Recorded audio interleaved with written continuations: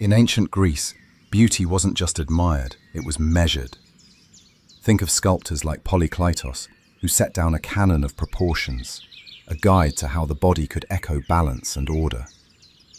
These weren't fixed formulas imposed on every limb, but careful attempts to let the human form mirror harmony itself.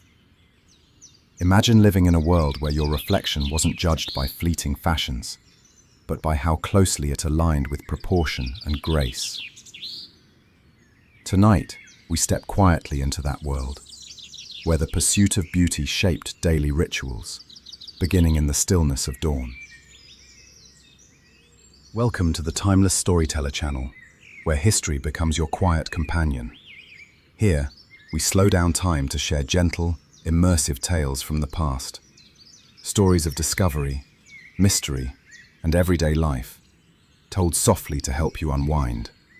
Whether you're curious about ancient myths, forgotten moments in history, or the small details that shaped great events, this is your place to relax, reflect, and drift peacefully into sleep. Before we begin, please consider liking this video and subscribing to the channel to keep these peaceful journeys alive and help our little community grow. Now, close your eyes, take a deep breath, and let us step together into a story carried across the ages, waiting just for you. Dawn in the courtyard arrives gently. The first light climbs soft against the marble, scattering across walls still cool from the night, while the faint sound of water trickles from a small stone fountain. The breeze stirs the olive leaves overhead, brushing a sweetness into the air. It is a morning of quiet wait, where every gesture leans toward care, a time when ordinary acts already carry the shape of ritual. A young woman steps barefoot across the pale tiles, still chilled from night air. The cold makes her toes tighten before she steadies herself and looks upward into a patch of sky washed in gold. Along the edge, the olive trees seem to shift awake, their narrow leaves catching light like tiny mirrors. She stands still, her breath measured, as if her own pace should match the steady unveiling of the day. For her, this morning is charged. Festival preparation will bring neighbors and kin together, and appearance will speak before words find their way. She follows the sound of water to a low basin, filled the evening before with jars carried from the public fountain. Here the water is more than refreshment. It has been brought with care, tended as the household's morning rite. When she dips her hands into the basin, the cold presses her palms sharply, and she presses the water across her cheeks, forehead, and eyelids until her skin tingles awake. A few drops run down her throat, dampening the linen shift beneath her robe, but she does not rush to dry them. The sensation is cleansing, a deliberate start, as if the coolness sharpens her into readiness. On a low table nearby rests a small bronze mirror. When her hand brushes against it, the faint clink of the metal joins the watery rhythm of the fountain. Its surface is dim and uneven, never offering a perfect likeness. Still, it catches the rising sun, throwing back a muted glow as she leans in and tilts her face before it. She considers the faint lines of symmetry and the shadows of her expression reflected there. For a moment, a question settles in quietly. Does she prepare for herself, for those who will watch her today, or for the gods waiting at the festival altar? The answer drifts, uncertain, somewhere between all three. Around her, the house stirs steadily. A bird calls, then stops. A servant's steps whisper across another room. The fountain continues its measured sound, as if marking time for her movements. She breathes deeply, catching the oils rubbed into beams, the cool dampness of stone, the olives hanging still heavy in the courtyard air. Nothing she does here feels unobserved, whether by human eyes, divine presence, or the subtle rhythm of the space itself. This care is not mere vanity. To her society, harmony of body and spirit is expected to meet in plain sight. the kalos and agathos balanced. When she smooths the fabric of her robe or allows a fine powder to brighten her skin, the act is closer to discipline than indulgence. The courtyard, in this sense, is not only a private chamber, but a rehearsal space where order and grace are practiced before being carried into the festival crowd. As the sunlight strengthens, she takes the cloth to dry her face, pressing it along her brow, her neck, the hollow beneath her collarbone. The droplets vanish, leaving only the sensation of calm control. What began as a wash now seems like the first stage of something larger, an ordered sequence, simple yet sacred, where preparation outwardly reflects an inner aim. Why did pale skin, an untouched surface free of the sun, carry such weight in Athens? It was more than manner of taste. Ivory lightness signalled a life kept indoors, a body shielded from farm work or toil at sea. Bronze complexions marked sailors, farmers, and day labourers. A softer tone marked status. It told others this woman belonged to the household, not the fields. So as the morning lengthened, the young Athenian woman treated her skin as a canvas, layering each gesture with meaning. She leaned over the bronze mirror, tilting it toward the sunlight. From a small jar, she pinched a pale powder. This was white lead, favoured because it concealed warmth of colour, leaving the illusion of fragile porcelain. Spread carefully onto her cheeks and neck, it softened any uneven tone, blurring away the faint touch of the outdoors. The result was delicate, but its edge was harsh. Already it was whispered that these powders could burn or redden the skin. Later ages would know them as dangerous, but for her they were the standard, part of daily ritual. Next, she wetted her palms with olive oil, pressed from orchards beyond the city walls. The scent carried a sharp green note, grassy, slightly bitter before mellowing against the skin. She rubbed it into her forearms, her hands, fingers, even her collarbone, working it in until a quiet sheen appeared.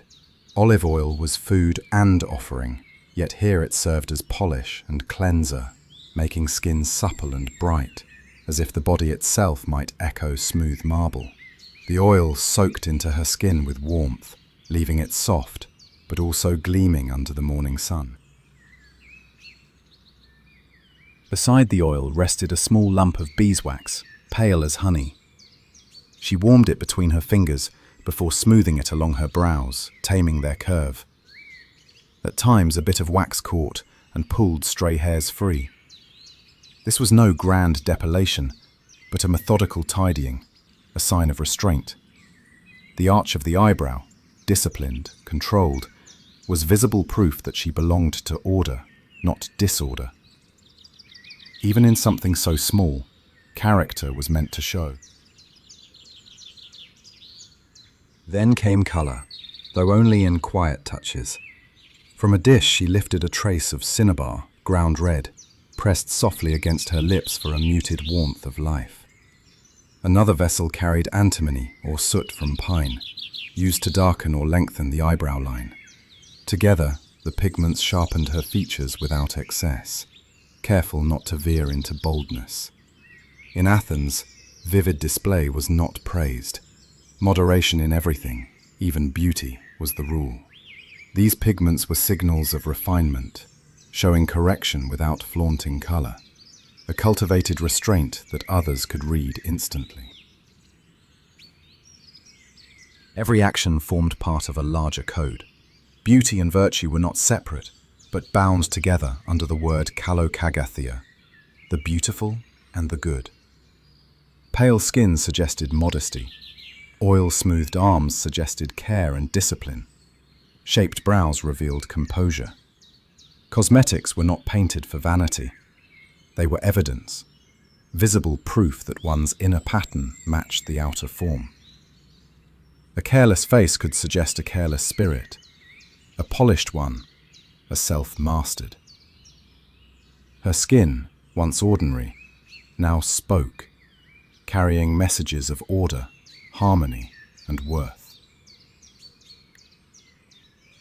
The mirror gave back this new face, softer, restrained, brighter beneath powder and sheen.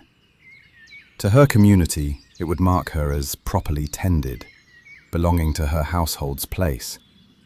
To her kin, it would mean respectability. To the gods to whom she would soon make offering, it suggested a body held in right order. Each gesture had been small, yet they left her whole surface refined into testimony, her skin the first medium of her social voice. She allowed her hand to rest for a moment on her arm, where oil still released its faint scent, clean and bittersweet. But surface alone was not enough. Above the brow waited the part of her that carried its own message. It was here, in the crown of appearance, that beauty would gather most power, bound, braided, and marked for festival. If the skin carried the first signals, the hair carried the most visible declaration. Prepared, scented, and arranged for the day ahead. In Athens, hair framed the face and announced the body before words were spoken. It was the line between private modesty and public presence. On days of festival, leaving it loose was unusual. In most civic settings, long, bound hair spoke of order and decorum, while loose strands suggested something less restrained, a state better suited to intimacy or mourning than celebration. She returned to the bronze mirror, its faint surface now catching light against strands shaken free from sleep. Brown, slightly wavy, nothing remarkable in colour. Yet here, natural appearance was only part of the story. A servant behind her moved with care, dividing sections, fingers steady. Oil came first, olive or almond pressed in the countryside, sometimes infused with petals or spices. This morning it was rose, steeped into almond oil, a soft fragrance that lingered as it smoothed into hair. On wealthier days, saffron or cinnamon might join the mix. The texture changed under each careful stroke, strands heavier, shinier, carrying scent upward as though the courtyard itself thickened around her with fragrance. The braiding followed. Small tugs drew her scalp tight, a mild ache that sharpened into awareness. Each twist was deliberate, cords of hair folding over and under until rhythm formed. It was a reminder of discipline, each binding a mark that she entered the day with composure. The tension worked almost like a symbol, control made visible. Yet in that very constraint, beauty became sharper. People understood that bound hair could draw as much notice as loose, because what was hidden always hinted at what might be revealed. The plaits lengthened, then rose again, folded toward the crown, and fastened with pins of bronze warmed by the sun. Clasps held firm, tugging at her scalp every time she tilted her head, insisting she remember that this was not only grooming, it was display. When her attendant's fingertips passed down the length of braid, more oil pressed softly into surface until it gleamed. What began as scattered strands had become a sculpted arrangement, geometric in curve and line, as though her head itself carried a pattern of order. Further scent followed. This time the perfume was thicker. Myrrh dissolved until resin gave it bite and weight. Brushed across the braid, it clung more deeply than rose oil, smoky and sharp, almost medicinal. Where rose might soften her, the darker notes of myrrh marked seriousness, even sanctity. Perfume here had layers of meaning. To smell of roses was to invite Aphrodite's presence. To smell of resin linked her to worship. And because scent reached further than sight, those who shared a procession or crowd with her received the signal too. At last came the crowning touch, a narrow fillet, what Athenians called a sphendone, sometimes plain and linen-wrapped, other times woven with threads of gold. On festival days, wreaths of flowers or braided olive leaves served instead. They were more than decoration. They linked wearer to ritual, household to city, individual to gods. Hairstyles themselves tended toward modest braids in Athens. Yet, in later centuries, Rome would make elaborate coiffures a point of status, stacked high and sculpted like works of theatre. That distinction mattered. Where Athens prized restraint, Roman fashion made intricacy a mark of wealth and reach. She sat upright as the wreath of olive leaves was lowered across the braids, cool against her hairline. Its weight was slight, but she felt its pressure all the same, a soft reminder with every tilt of her head. The crowns of foliage tied her to her city, to the procession she would soon join. The layered oils and perfumes clung close and would stay with her clothing long after the day closed, marking where she had walked and who had passed near her. In the mirror, she no longer saw only skin and features. The hair framed her completely, suffused with scent, crossed by band and braid, marked for celebration. Her image now carried not only care but form, scented crown, body ordered, presence shaped for both kin and gods. Yet one domain still waited to be measured. Beyond appearance in mirror and fragrance in air, her whole bearing, the angle of her shoulders, the proportion of limb to motion, would soon carry its own meaning. And it was there, in posture and rhythm, that beauty reached its most exacting measures. What if the angle of your shoulders, the rhythm of your steps, even the quiet way your hand curved at rest, could be read as signs of inner balance? In Athens, that wasn't speculation, it was part of life. The Greeks held to an idea called kalokagathia, the union of kalos, meaning beauty, and agathos, meaning goodness. To appear balanced outwardly was to suggest moral steadiness within. Beauty was not decorative, it was ethical, and the body became its first proof. Public art set the standard. Walk through the city and you would pass marble statues, bronze athletes, sacred figures. None of them carried tape measures or ratios inscribed on pedestals, yet their symmetry and poise pressed into the memory. People learned from them, internalizing the visual language of proportion. Sculptors had shaped these ideals for generations, and Polykleitos, in particular, gave them form in what he called a canon, a set of principles for scaling one body part to another so the whole appeared harmonious. It was not about a single mystical number, but about balance, about no part of the figure pulling too much against the rest. Against this backdrop, ordinary Athenians carried an awareness that how they stood and moved would be read in the same way. A crooked stance or uneven step could be taken as a sign of disorder. Upright shoulders, a level chin, steady motion. These became quiet signals of good discipline. Even without being conscious of it, people were watched, and watching in return, taking in presence as much as words. It wasn't perfection anyone expected, but the impression that self-command appeared in posture. Festivals made this sharper. Beauty contests, the Kalisteia, took place at some events, and winners weren't rewarded with trinkets, but with offerings tied to civic pride. A shield, livestock, the recognition of one's entire deme. Here, beauty, measured by harmony, was linked to honor and politics. The winners carried reputation not just for themselves, but for their community. In this way, proportion and balance were never private. They were civic offerings, small representations of order inside the city's life. The woman in our courtyard moved with this knowledge. She smoothed out the linen folds of her chiton, not to flaunt them, but to keep them aligned, like the carved lines on a statue's robe. Each crease had to fall clean. Each side matched the other, so cloth and body worked as one. When she turned in the mirror and checked the drape of fabric across her shoulder, it was not vanity, but evidence of order, repeating in cloth the geometry carved in stone throughout her city.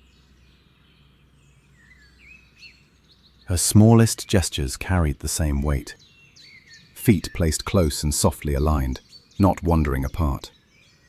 A tilt of her neck measured, never jerking or scattered. Resting on one hip too long risked breaking symmetry, so she adjusted with care. To anyone else, these were small refinements. To her, and to anyone schooled by their culture, they were steady hints that she lived with self-restraint, that her body's proportions echoed her inner stance. This pressure was not enforced with rulers and correction, but instilled through years of images, stories, and customs. To fall out of step with it made you noticeable. Kalokagathia hovered over all of this. To polish the skin or scent the hair, but fail to hold composure, was to unravel the whole illusion. The Athenians believed that beauty without discipline hinted at moral fault, while beauty shaped by harmony suggested reliability and virtue. Posture and rhythm were more than posture and rhythm. They were a kind of moral grammar, a visible echo of cosmic order, translated into human form. So when she at last stood clothed, groomed and bound in careful measure, her body was not just a surface.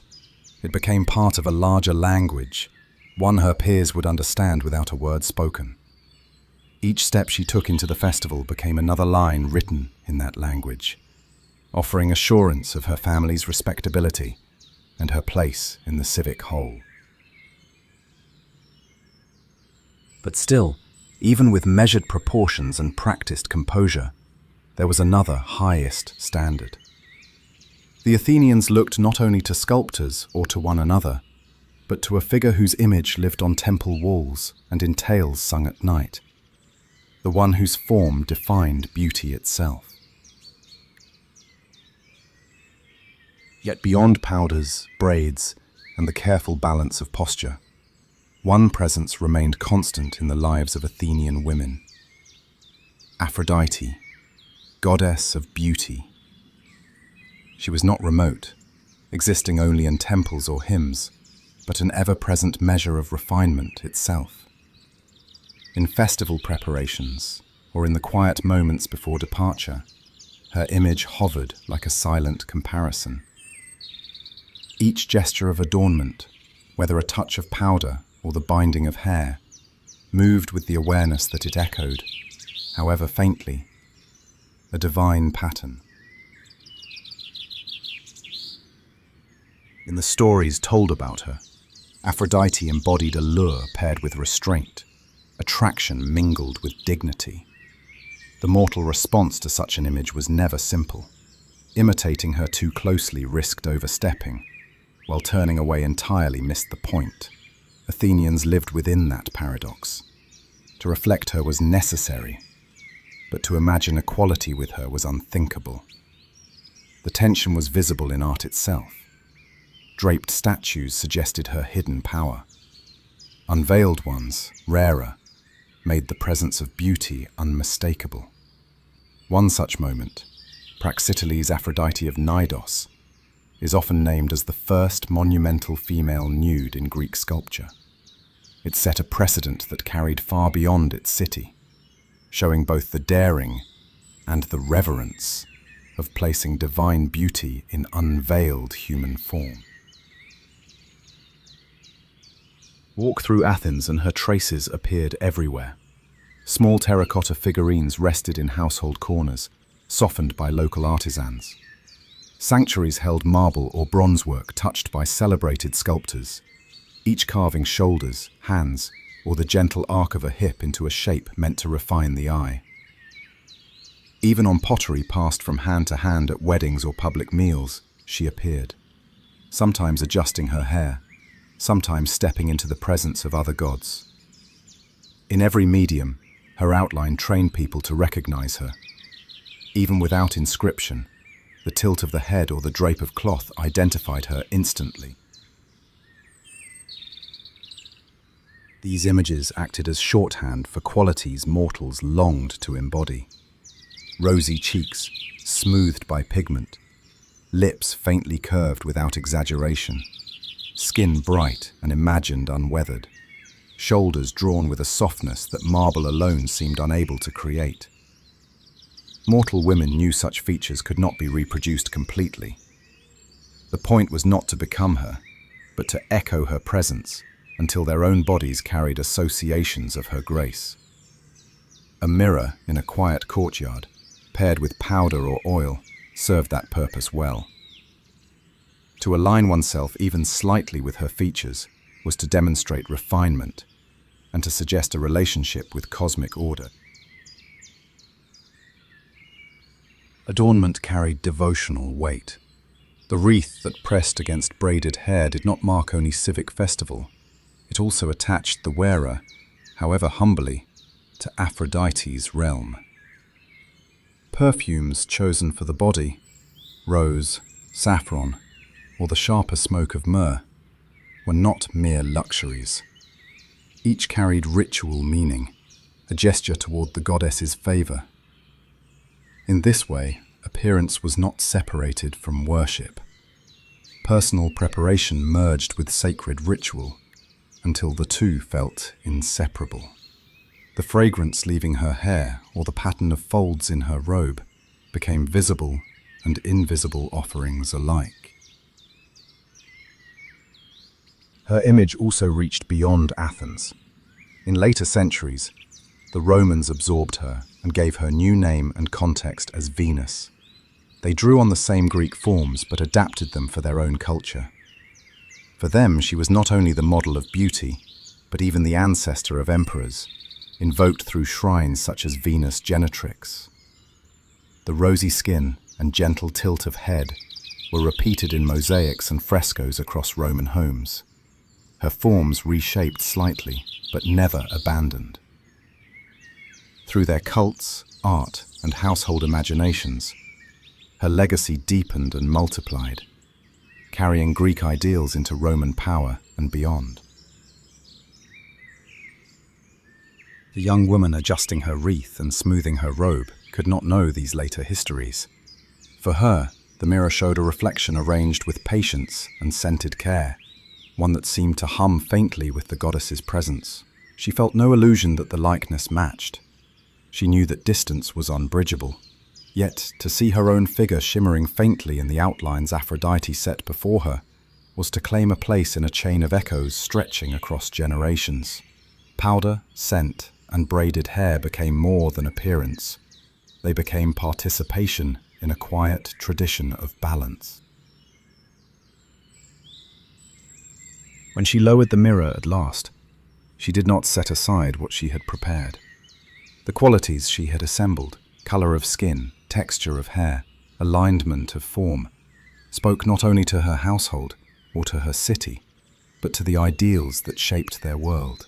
In the calm of that recognition, beauty and virtue blurred, layering into the same pursuit. It was not vanity, nor was it mere ritual. It was a harmony sought both inside and out, a silent measure against which her society lived. And in that pursuit of proportion and calm order, the shape of beauty revealed itself as something greater than surface, something that reached toward the soul. For many Greeks, beauty was as much a marker of character as of appearance. It was seen as balance in motion, a quiet reflection that how you carried yourself hinted at who you were within. Harmony outweighed ornament, and proportion mattered more than excess. As you settle in tonight, let that idea soften the mind. Breathe in, slowly. Imagine the courtyard light settling around you, and let your shoulders ease. Each quiet breath becomes its own reminder of calm rhythm. If this glimpse of another time helped you unwind, rest now, and we'll meet again at dawn in another story.